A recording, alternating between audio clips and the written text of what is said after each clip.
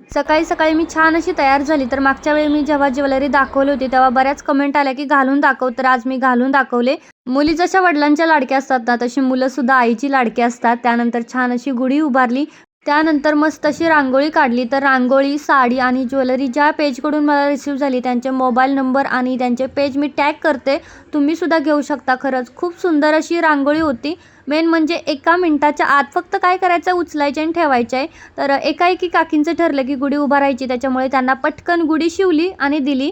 गुढीपाडव्याच्या दिवशी आमच्यात प्रसादाला ना कडुलिंबाची पानं आणि गूळ असतो. तुमच्या इकडे काय प्रसाद असतो नक्की कमेंट करून सांगा. त्यानंतर घरी आले आणि पुरणपोळीचा स्वयंपाक केला. स्वयंपाक मला काय एवढा छान जमत नाही, तरी पण आपले प्रयत्न करायचे. आता गुढीपाडवा आहे तर काहीतरी नवीन वस्तू घेतलीच पाहिजे.